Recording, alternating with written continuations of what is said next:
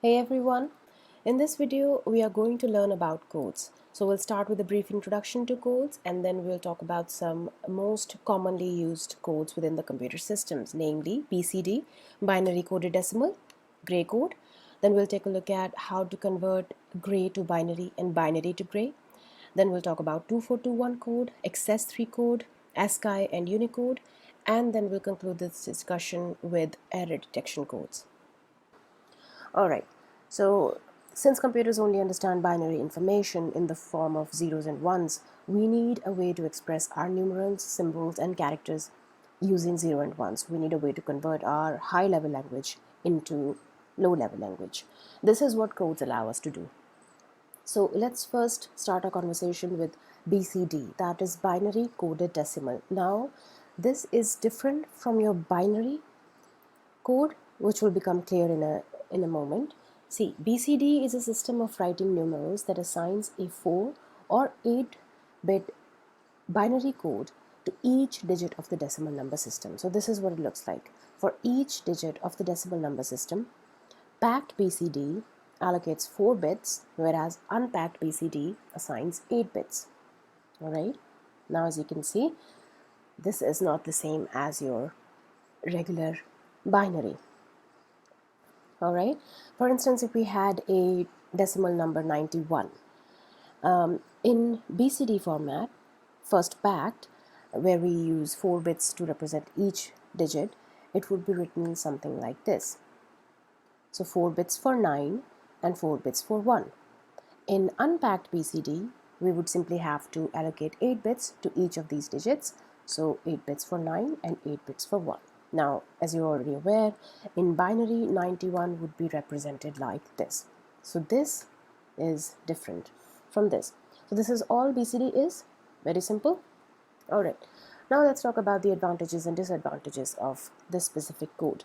Now, on the plus side, BCD helps achieve a more accurate representation and rounding of decimal quantities. It also enables easy conversion into human readable representations. You see, in case of binary, you have to repeatedly divide the given decimal number by 2 and then take a look at all your remainders, right? So BCD relatively is far more simpler than that. So it allows easy conversion into human readable representations.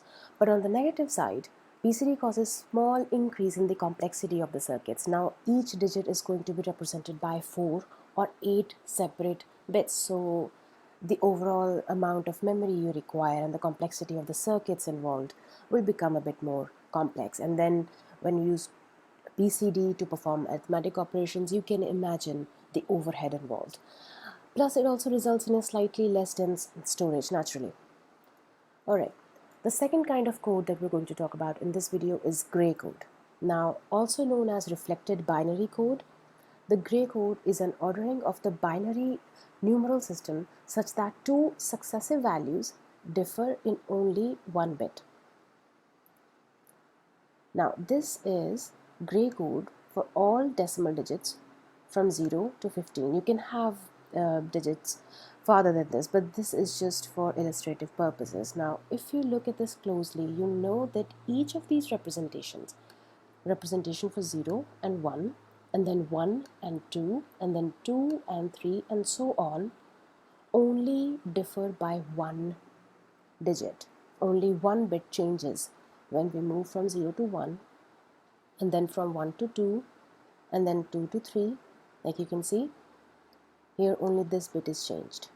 Then from 1 to 2, only this bit is changed. And then 2 to 3, this 1 is converted to 0. And then from 3 to 4, this 0 is changed to 1. So every successive digit differs from the previous one in only a single bit, and that is what's special about gray codes. Now, gray codes are most frequently used in analog to digital converters and for error correction in digital communication. Now, the advantages of gray code. Now, on the plus side, with gray code, the switching activity is reduced because you can see that only one digit changes, only 1 bit changes in consecutive code words. So switching between different digits becomes simpler and faster. This results in low power consumption, faster response, and reduced error encoding. These are the advantages of gray codes, very good advantages.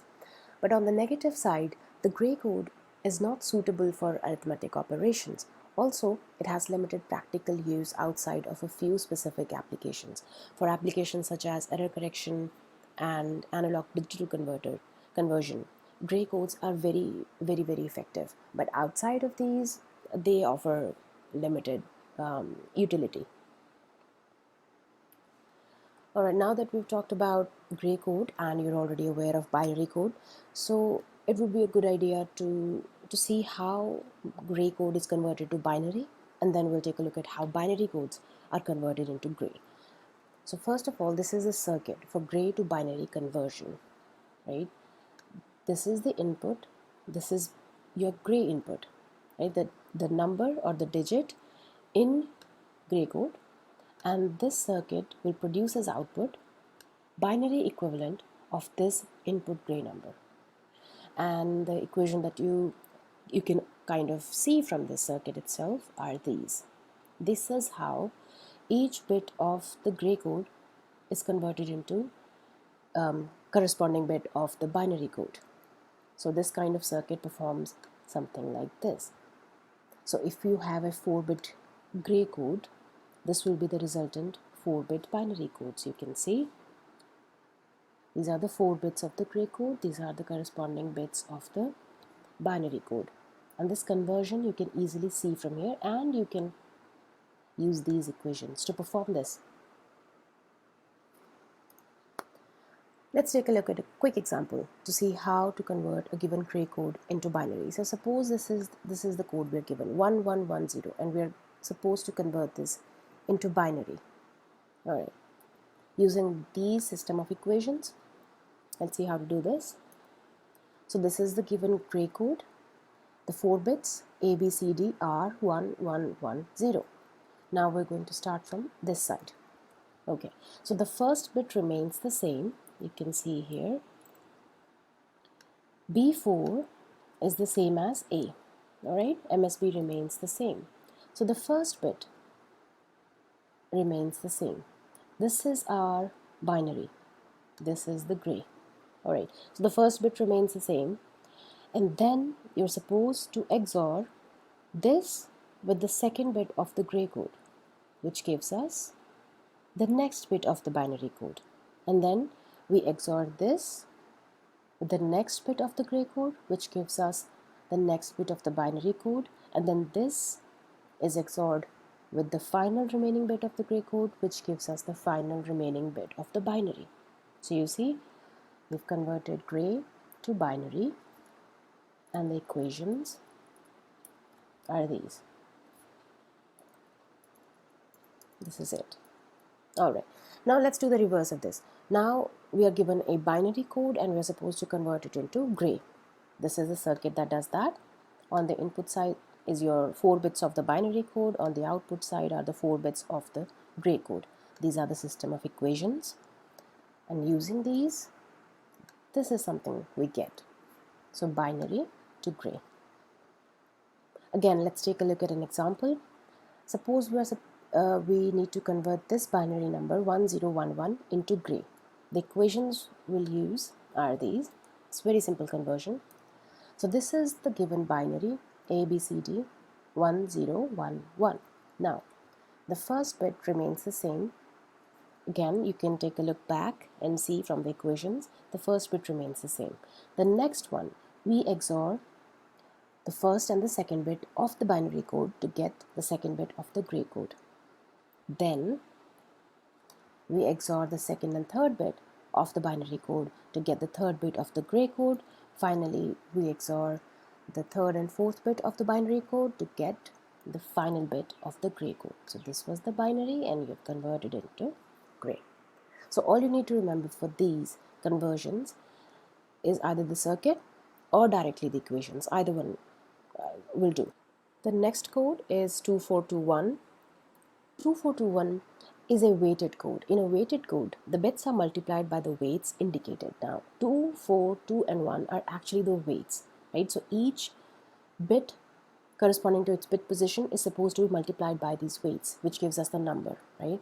The sum of the weighted bits give the decimal digit. For example, suppose we have a bit combination 1101, and if you're going to represent it using 2421, the decimal equivalent you would get is 1 multiplied by 2 plus 1 multiplied by 4 plus 0 multiplied by 2 plus 1 multiplied by 1, which will give us 7. So this is what a weighted code is. So 2421 is a kind of a weighted code. 2421, each of these digits is essentially a weight. So this is what 2421 code is for decimal numbers 0 to 9. Now here's a slight note here. The BCD code that we talked about in the previous video, binary coded decimal, it's also a weighted code. The weights in that case are 8421. So that's why it's sometimes also called 8421 code. So what you can do is you can go back, take a look at that video, and you can actually verify that. So if we were supposed to convert a given BCD number into decimal, it would be done like this, except the weights would be 8421. So the first, for instance, if we have this, then the first bit position would be multiplied by 8, plus the second one would be multiplied by 4, plus the third one would be multiplied by 2, and the final one would be multiplied by 1. So you can verify that very quickly. Alright, next code, XS3 code. XS3 code, very simple. The trick is in the name itself. You take a BCD code and you add 3 to it, and then you get the XS3 code for that BCD number, right? So this is the binary for 3. So all you do is you add 0011 to each BCD representation, and that gives you the XS3 code, right? So this is the XS3 code for all decimals from 0 to 9, and you can actually verify. You can take the BCD of all of these decimal numbers, add 0011 to it, and you get XS3 code. Simple. ASCII code. Now ASCII code is something I think you might have heard before. ASCII stands for American Standard Code for Information Interchange. This is the standard code commonly used for the transmission of binary information, the most commonly used code. Each character in ASCII is represented by a 7-bit code, and sometimes an 8th bit is inserted for parity. We will talk about parity later. This is your ASCII chart, and this gives you the ASCII equivalents, ASCII codes for all numerals, all letters, capitals and small, and all symbols. Alright, so this is the ASCII code, and you can see that every numeral, alphabet or symbol is represented using 7 bits. Again, an 8th bit is sometimes added for parity. The next code is Unicode.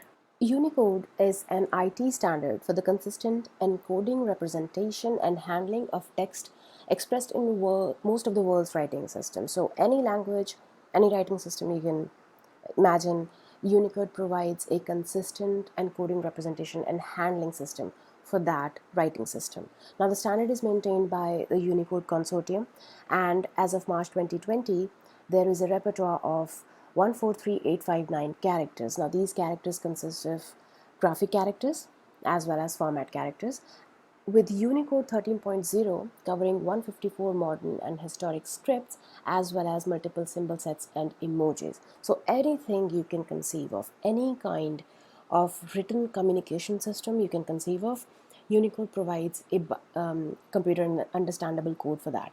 Now for a complete list of Unicode characters, all of these, this complete list, you can visit this website. Alright, so there are too many to mention here, so if you could just check this link out and you'll find the Unicode for all of the characters. Alright, finally let's talk about error detection codes. Now you know that when binary information, when any information is transmitted, whenever transmission of information is involved, there is always some sort of the possibility of an error creeping up somewhere. Alright, in the entire system, it's not flawless, it's not waterproof, so there is always a chance that when you're transmitting information, there could be error of some sort. So there could be corruption due to noise, or there could be data loss, whatever.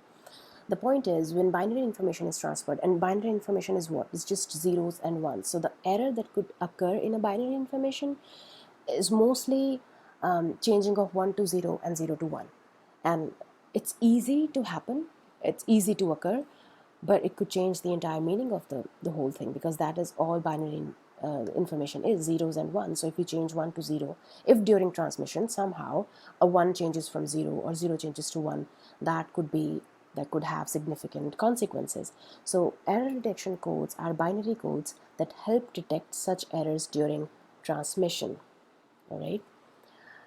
Parity bit. Now, parity bit is the most common kind of error correcting code. A parity bit is nothing but an extra bit included with a binary message to make the total number of ones in the message either even or odd. So if you're sending, suppose you're sending 4-bit binary numbers across a transmission line. By adding a parity bit, now you'll be sending 5 bits. The additional bit is called the parity bit, and the way it works is, it makes the number of ones in your message, the ones, not the zeros, either even or odd. So this is how it works. Suppose we have a message, 3-bit long message. Suppose the message is 000. Now if we're talking about odd parity, then what you do is add a 1 to it. If the message is 0001, it has odd number of ones, right? So with odd parity, we add a 1. With even parity, we add a 0. If the message was 001, it already has a single 1 in it, odd number of ones in it. With odd parity, we add the number 0, because then the number of ones in the message remain odd. By even parity, I add a 1 to it, and what happens is, now there are 2 ones in the message, so the number of ones become even. Again, if the message was 010, so there is already an odd number of ones in this message. With odd parity, you have to add 0, because you can't change the number of ones to even, but with even parity you can, right? For example, 1110, so it has an even number of ones in it. So with odd parity, if I add another bit 1 to it, the number of ones in this message would then be 3, which is odd. With odd parity, by adding 1, you're making the number of ones in this message odd. With even parity, you add a 0, and then the number of ones remain even. Again, simply, if we had if the message was 111, it already has odd number of ones in it. It has 3 ones. So with odd parity, we would have to add 0. With even parity, we had 1. Because if we add 1, then the number of ones in the message become even. So this is how odd and even parity work. So how parity generation and checking works is like this. So at the sending end, the message to be sent is applied to a parity generator, where the required parity bit is generated. This is basically parity generation, right? The message plus the parity bit is then transmitted to the destination.